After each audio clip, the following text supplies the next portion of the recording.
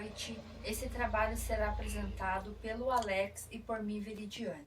Ferramentas de qualidade usadas no PCP. Ferramentas de gestão de qualidade são técnicas utilizadas por empresas para aprimorar os seus produtos, processos, serviços e projetos, para melhorar a qualidade e prevenir eventuais problemas futuros. Além disso, as ferramentas de gestão de qualidade permitem que o empreendedor analise a ineficácia e os aspectos negativos de um produto ou processo em questão. Apesar de serem tradicionais, podem representar uma grande inovação na forma de atuação de sua empresa. Primeira ferramenta utilizada é a carta de controle. O objetivo de uma forma aceitável de relatório de inspeção que possa ser modificado de tempos em tempos, a fim de fornecer à primeira vista a maior quantidade de informação precisa. Esse é um exemplo de carta de controle. Ela é utilizada para acompanhar um processo e verificar se está no controle. Então, a função dessa variável é tomar as medidas corretivas e apresentar informações para tomadas de decisões, para melhorar o processo. Segundo, histograma. O histograma é uma ferramenta estatística que serve para explicar dados de maneira resumida através de um gráfico. Este gráfico é especialmente útil quando se trata de medir variáveis quantitativas. Esse é um exemplo de um gráfico de histograma. Essa ferramenta é análise de representação de dados quantitativos.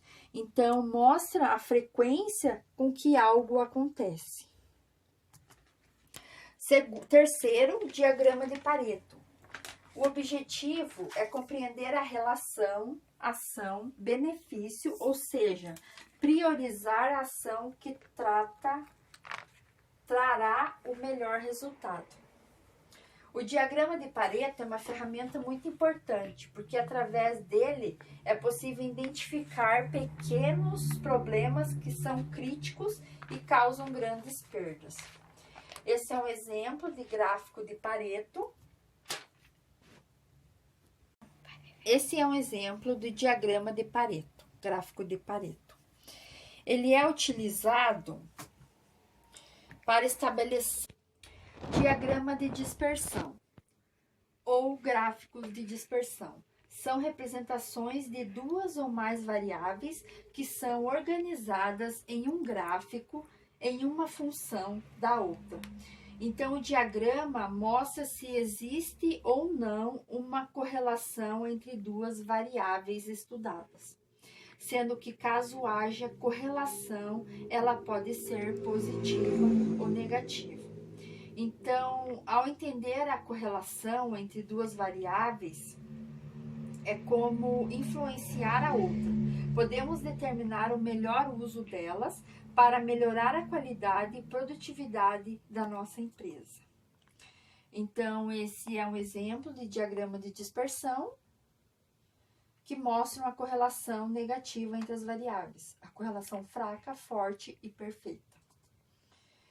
Dentro desse diagrama é possível estudar 5 tipos de correlações. A primeira, correlação positiva.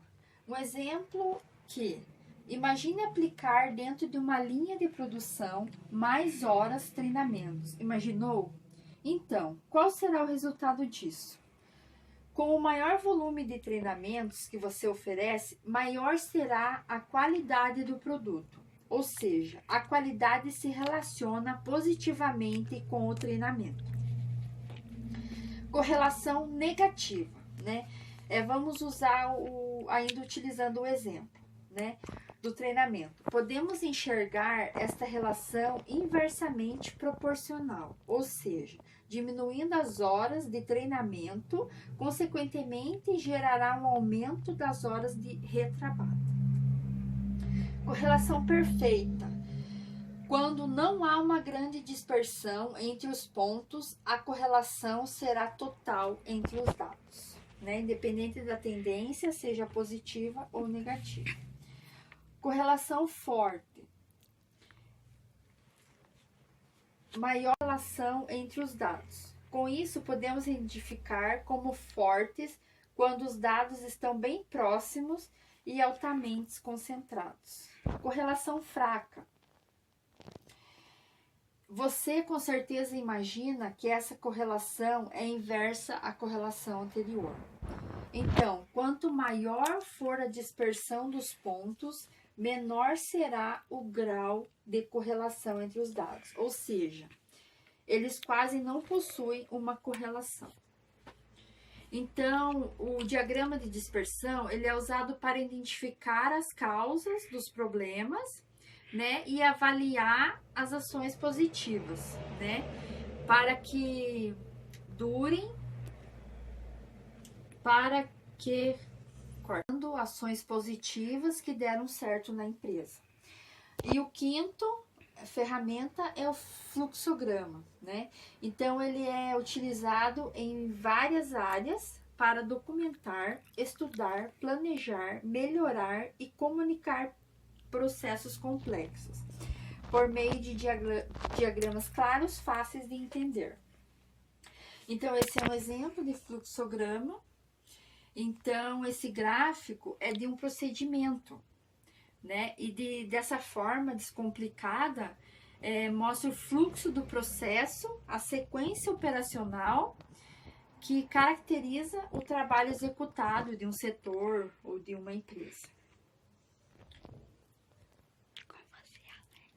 Obrigado, agora é com o Alex.